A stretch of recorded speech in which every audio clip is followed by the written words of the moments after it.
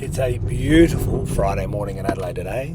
Just dropped Lucas off at school and heading down to the office to see the boys. A couple of appointments today, nothing really too special, just some strategy stuff.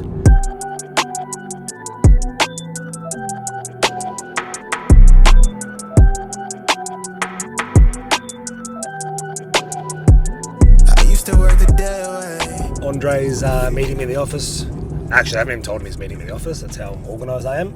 I'm thinking we shoot some content in the office today. Just get the boys around the table, just talk about some shit, some strategy, maybe some, what's going on in the world, what problems we're seeing with clients and how we're working through them. Then we're going to catch up with Joel. Joel runs Advanced Home Services. So I think he's only a young bloke. He's in his mid-20s, real business mindset kid, fucking hungry, works 14, 15 hours a day. It shows.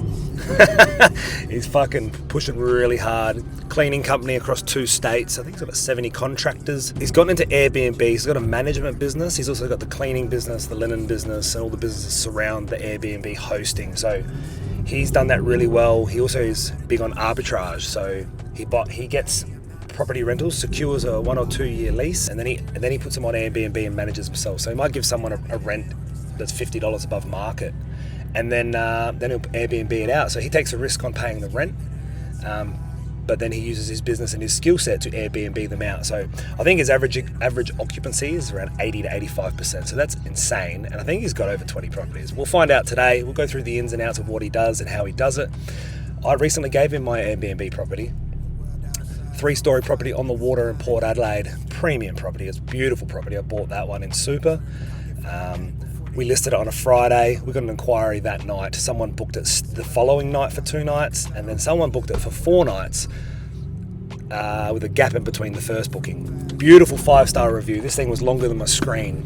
And then the same tenant, the same person who booked it the second time, come back and booked 10 days with 3 friends for $4,000. So just off the top of my head, I think the property within 3 weeks, when they move out of the 10 days, it'll be 3 weeks, grossed like $6,500 before fees and all the stuff. So we're going to go through the numbers today. We're going to break it down. We're going to look at the risks, the positives, the good stuff, the good and the bad, and get a deeper understanding of how Joel and his business works. And it's going to probably push me to think about how I structure my portfolio. Like, even though being self-employed, cash flow is less important, it's about good quality assets. If you can increase the cash flow on some assets and hold blue chip properties, it's going to help you overall. You can pay down debt faster until the government tries to fuck with everything and change the rules. I think in Victoria they've brought in an Airbnb tax, but let's see how the day goes and we'll go from there. Where's Rossi boy? Rossi needs to start fucking posting some fucking videos. That cunt's got 40 videos. He hasn't posted since my 2nd month here. I said I'm going to start posting videos. We need to get his phone. I need fucking AI to put my face on him. Fucking start posting those fucking videos. Nothing wrong with it. Let's drop the ball. They're not really across those are default listed. Surely you get notified when the ATO puts a default on your company. $350,000. Just get the ATO inbox, mate. I was just testing out the tracking on it. Meow, meow, fucking ninja. What do you reckon, Dave? Oh, it doesn't like your head. It is. Oh. What's your kini of choice for Bali? Mankini? You look like a budgie smuggler kind of guy. Might have to See what's going to get the special occasion, Dave? You know what we should do?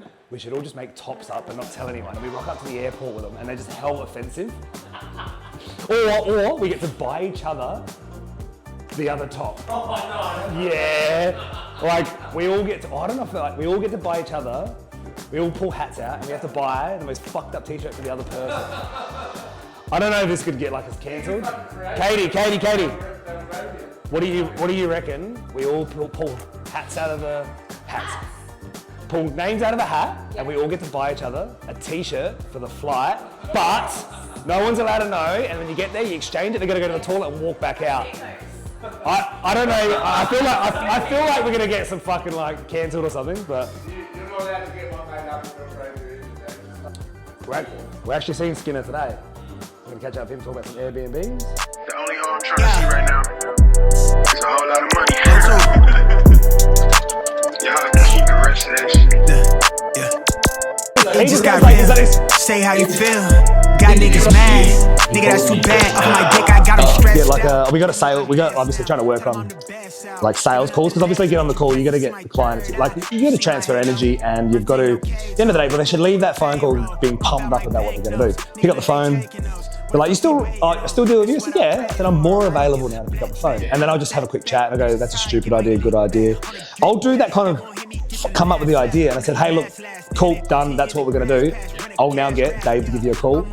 He's just going to quickly fill in the gaps and he'll take point, because they know that Dave's going to go fucking write the deal. If I've got to do it, it's going to go in this fucking piece of paper of all these fucking things to do, and it's just, It's like a month of Sundays. yeah, so. And they told your ass to story, keep my business on a low key. Yeah. If you fuck me, if it's shorty, if you not in, it's a problem. This is Joel, this is the Airbnb man. He's been looking after my Airbnb. We're going to run through a bit of a journey of why I chose to rent it out, how I've structured it, and what this guy's done and built over a few years. He's a fucking freak in the mind, and he's young as fuck as well. The week before. Yeah, but that's It's like one night to a life. But it's a roller coaster with these cunts. I can't handle it. Are you good? Or are you shit? Got a line still in my lane, heavy foot in the game. I'm big stepping in the flesh, bitch, I get better with age. Sharpen my aim, they press and play to hit my life. I'm never selling my soul. Get to the dollar off a dream, bitch, I'ma grip what I'm owed. I never fold, I keep it calm.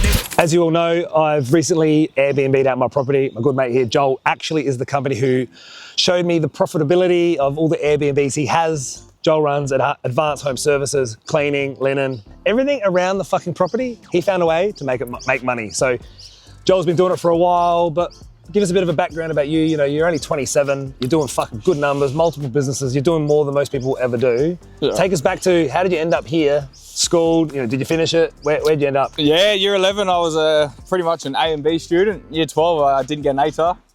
I don't know what that is. Yeah, so I passed school, but I didn't get an ATAR, and then I went into business. I had about $500 in my account. I looked up what businesses I could set up. It was either locksmith or cleaning.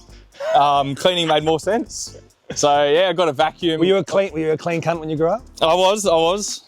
Attention to detail was something I always liked. I was very particular in my room. My mum would tell you that. But yeah, that's how that started, and just eventuated. I was on the tools for 4 years, cleaning people's houses. Eventually got to the point where I could employ someone. And then it just... It took 4 years before you... Took me 4 years. Oh, that's surprising. Yeah. You know what? No, it's not, because you're still fitting out the Airbnbs yourself, but you don't have to. So, you know what? Well, no one's fucking perfect. Well, I was an 18-year-old, so I didn't really know much about business. I just knew you send an invoice, hopefully you get paid. So... You're not wrong there. You know what? I was the same. And then when you had a road alone, and I tried to start a finance business. And look, common themes is obviously, when did you first... We worked out that you're using Sam Ackland, Alpha Tradie. Yeah, and it's funny, that's where I stole Andre from. That's how I met Andre. Yep. There's a lot of correlations between people who are doing really well. They all use someone else. We leverage time, we've invested. When did you start? Was he the first person you reached out to? Nah, Shane Daniels was my first business coach. Oh, Shane? Yeah, Shane Daniels in Unley. Wait. Yeah. And does he work with Josh the accountant? Josh? Yeah, he does. Small world. Welcome to Adelaide. He works with fucking Corey Graham, yeah, a good friend of mine. So small world. Every single person has coaches and mentors. And when someone's in a business and they don't have that, they're like, is it worth the money? I say to them, are you happy with your outcome? Yeah. Have you tried everything? So what a small world. We just worked that out. Time is money in this industry. I found you through Josh Hunt, because you lived in his building. Because I lived in the same building as him. And I found him from going to the sauna. I met him in the sauna. See, high performance cunts. Oh, so you started that. Now, obviously, to today, you've got how many people work underneath you? How many you got? Across Adelaide and Melbourne, we have about 65 total. That includes office and field staff. But yeah, we have 65.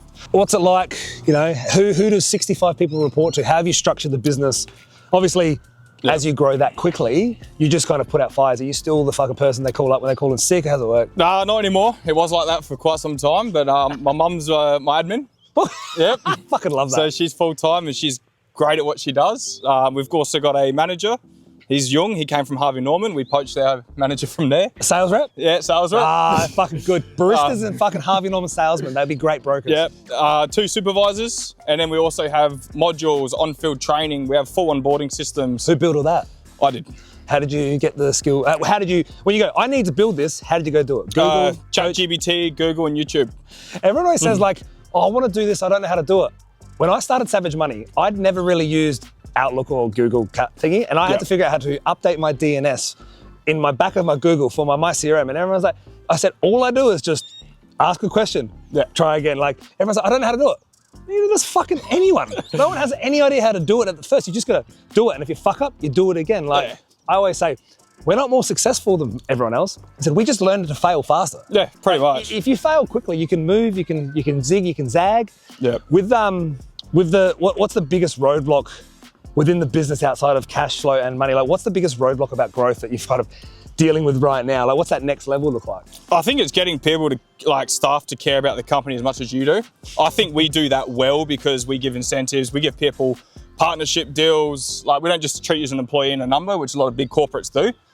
We actually see all our staff. My staff see me pretty much every day. You know, some companies you don't see your staff at all. How do you do that when obviously everyone's cleaning different places all over? Or is there We do fortnightly toolbox meetings. So we have a barbecue and drinks every fortnight. Oh, nice. That's with all the gardeners, and then the cleaners. We also do, like, once a year we go away. We do Christmas parties as well, which gets everyone together. We don't just bring our staff either. We bring our suppliers, our providers. We bring them all into one area, so we all celebrate together. That's fun. It's come a long way. What's the most exciting part of this? Do you like the Airbnb side the most? Because it's an additional income that is also feeds a part of your business. Yeah, I love business in general, but Airbnb is probably one of the most powerful businesses you can have because it does create a pretty surreal reality. Well, you get to make money off of not only managing it, cleaning it, and doing all the linen. You get the if you own the property or arbitrage it. Yeah. You get the fucking cash flow. You also get the growth of the owning it. So using that to buy property and then to leverage it. So talk about the arbitrage. So when someone comes to you and they've got a property, what's the two different ways that you can? So if someone comes to me and they got a property, usually do a feasibility to see what their earnings are.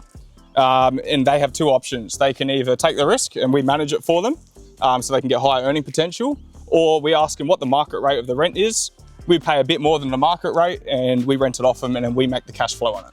I think our advantage to most businesses that do this in this space is we have all services in-house. Cleaning, gardening, maintenance, linen. We invested in our own dry cleaning business as well. So we put about 50K into that and we do everything in-house. Because we found when you rely on suppliers, you can't control the outcome as much. Yeah, like you said, because I obviously just went through the onboarding process and you just set mine up. Yeah. Like, I didn't understand. I'm like, do I have to buy quilt covers? You're like, no. And I realized after I go to Airbnbs interstate, I realized the triple sheet system. I'm like, oh, this is just a plain blanket and they wrap it up. Like, until I had to set one up, I had no much how much went into the thought process. But like you said, like, you guided me on the whole process of what the house needed, what bedroom should have what. And like, we listed ours and then it's going to be within 3 weeks grossing $6,500 before like Airbnb. During winter. During winter in the first... Don't forget that part. Yeah, the level of fucking detail that I can't imagine other management businesses are even close to this. Nah, it comes down to systems and structures.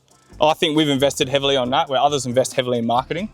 We've just got all our systems and structures right, and we know humans make errors, so we want to make sure we don't allow for that. And obviously, the best part about this is what I love about property is business creates income to buy property, and then, like, we're going through this right now, we're about to buy a few properties with you.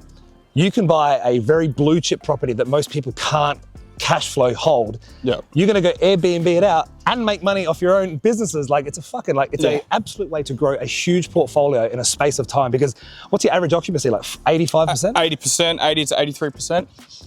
And this year, in winter, it was fully occupied. Yeah, fully occupied in winter. So we tried to find a property today, but they're all booked out. It's a good problem to have. We're like, can we go to an Airbnb? And, well, mine's booked. Yours are all booked. So, like, we had nowhere to go. So we're just out here walking around a fucking lake. Yeah, pretty much.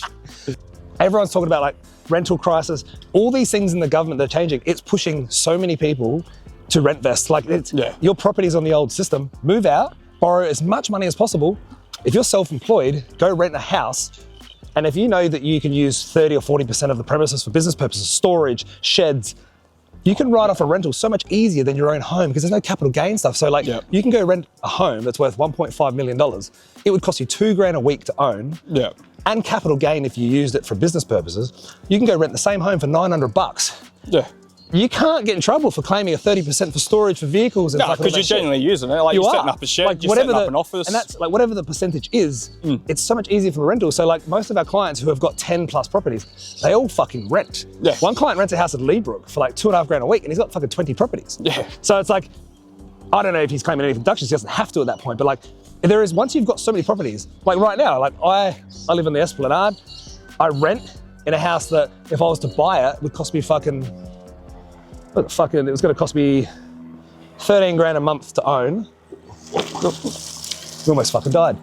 Almost. 13 grand a month to own, or I can rent it for 6,000. Yeah. That's a fucking no-brainer. Well, you open up our minds to Rentvesting. You know, Leah was very hesitant on that because she always wants to live in the home you own. But after speaking with you, I think we've realised what's actually better. One catch up, and it's like, you say, this is why we do it. You're like, because everyone's fear is rent money's dead money. Oh, I've got to ask permission. Do you think if you're renting a house for $1,000 a week, do you think they give a fuck if you're fucking sticking up photos on the walls? No, not anymore. Nah, not anymore. And those higher price rentals, less chance you're going to get kicked out, less chance they're going to get sold. Yeah. And you just get a better experience because, like, the rental market above $1,000 is a very good market, and it's just more bang for buck. So honestly, I don't think I'm going to buy another owner anytime soon. I don't think I will either, especially with the negative gearing. Well, I'm kind of glad. Like, we sold our home. We're literally about to secure just put an offer on a warehouse for the business. Yep. We've got a development coming up in Fairview Park. Like, we've got all the money sitting in the bank. We're like, now we can make all these moves and I don't have to worry about this fucking huge mortgage that I couldn't claim anyway. Yeah. But look, I appreciate you coming down today. Yeah, thanks for having me. We're obviously going to be seeing a lot more of Joel. We're going to really start to document, like, at the end of the day, we buy property. How do we, like, sharing our strategies? Yeah. Using Airbnb, not using Airbnb, why we buy property. You know, we've got some developments coming up. We're going to just keep documenting the journey, showing you the fucking warts and all, and have some fun along the way. So if you like it, like, follow, subscribe. If you don't like it, tell us to fuck off. All right, cheers for coming down. Cheers, man. Thank you.